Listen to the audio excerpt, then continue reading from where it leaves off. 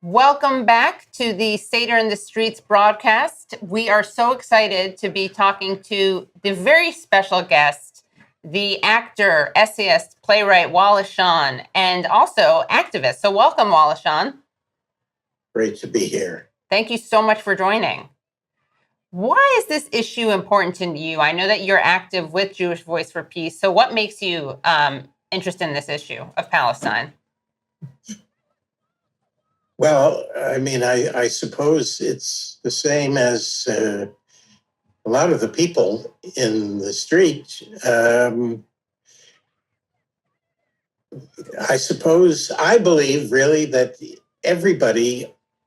almost everybody has an innate sense of human decency, right and wrong. Internationally, I do believe that. Of course, customs are different, but I think that shooting at ambulances and starving people, torturing people, trapping people in a place they can't escape from and massacring them, killing children. These are things that I think are upsetting to most humans when they hear about them. Right. Now, in Israel itself, obviously, they are experiencing a kind of insanity and they're suppressing that naturally human sense of decency. And God knows what the result of that ultimately will be for them, but that's what they're doing. So, I mean, but I also happen to know a little bit about it. I don't think you have to know about it to know that killing the innocent is evil. You don't have to know much, just as in the Vietnam period, for the most powerful country in the world to be bombing peasants people knew that was wrong, right, even if they didn't know the history. Right. And what are your thoughts on the protests that we're seeing now, both in Brooklyn with Jewish Voice for Peace, but also the protests that are taking places at universities? Well, I think that when I read my New York Times, they describe these protests as pro-Palestinian. Now, some of the people in the protests know a lot about the history and care deeply about the Palestinian people. But these are not really demonstrations in favor of the Palestinian people. They're demonstrations against horrifying sadism and cruelty.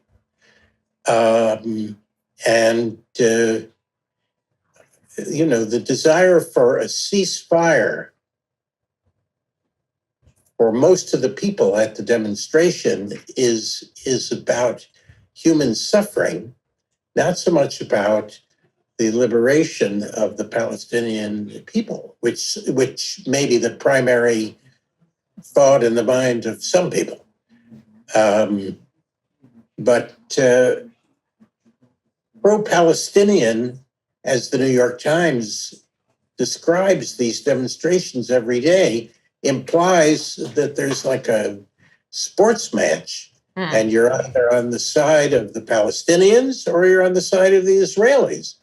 That's not the right way to think about it. And it also, pro-Palestinian also implies that the people in the demonstration are supporters of Hamas and believe enthusiastically in terrorism and in what the fighters of Hamas did on October the 7th in Israel, which I am promising you most of the people in the demonstrations don't support. Right. And how does it compare to the days of the student protests about Vietnam? Well, you see, I'm not a great expert on it because I, at that time, was a moderate liberal. I only became more of a, let's say, a leftist when I was 40 or 41, 42, around then. I mean, but even I knew that the Vietnam War was wrong. And I think that at that time, after the demonstrations in the 60s had gone on for a while and gone into the 70s, people drew very broad conclusions from them about our entire system and capitalism and our American way of life. And some people have said that this is the moral crisis of our time, Gaza, and it could be that people will draw very deep lessons from this. I mean, one of the other aspects of the demonstrations that I would like to express is that I think the Israelis are trying to convince people that all Jews are Israel supporters. And some of us would like to point out to the people of the world that there's some extremely benign, decent Jews who despise what is happening, who loathe what is happening. And,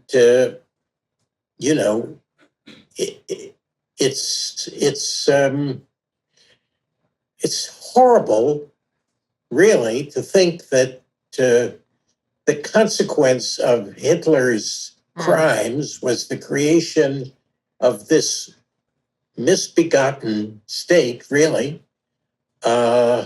which many left-wing Jews warned against, by the way, but the creation of a state which is now the most hated country in the world. Thank you, Netanyahu. This is a terrible, terrible thing. And unfortunately, so many of the people in Israel seem to support what their government is doing. And, I hope to God that there will be change over there and that the reputation of Jews in general will not be harmed. I mean, I think all the talk about anti-Semitism, I haven't really, it's very hard I don't really believe that there's a lot of anti-Semitism on campus of Columbia University. Right. To me, anti-Semitism is about despising a race of people. I don't think so. I don't think they've come up with many examples of actually bad things that have happened to Jews, although the students, Jewish students, particularly Zionists, may feel hated, but that's not anti-Semitism. Right. Let's hope that anti-Semitism doesn't develop. Anti-Semitism in Europe was a hatred of people who had not harmed anybody. Yeah. They burned people at the stake in the 14th century because they thought they'd poisoned the wells, and they hadn't poisoned the wells. They thought that they were killing babies, and they weren't killing babies. They were innocent. Now, the Israelis are really doing something bad. Yeah. So let's hope that anti-Semitism is not a result of that. Well, I'm curious about your shift from moderate politics to leftist politics at 40, 41. Was your perspective on Palestine part of that shift at the same time? we see a lot of progressive accept Palestine. Right. Did that happen at the same time for you? What was the wake up? It didn't really happen quite at the same time. I mean, I think I read more about the United States in Latin America, for example, had a huge effect on me. And then my girlfriend had always been a leftist. And I think for many years, in a subtle way, worked on me. You have good taste.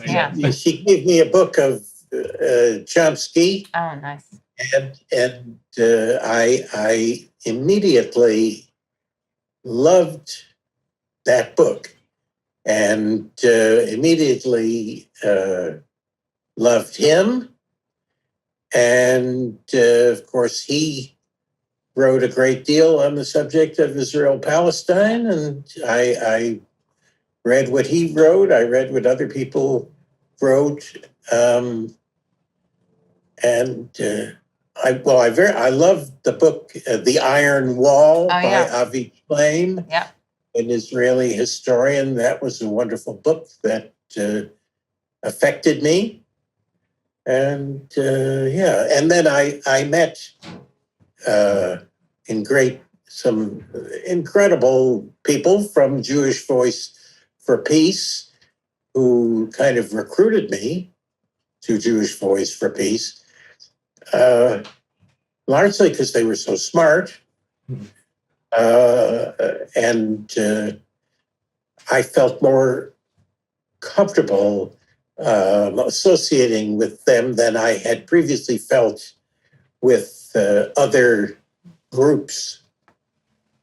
Right. I mean, I'm a difficult kind of person because I don't like to sign a petition where I don't really agree with all of it.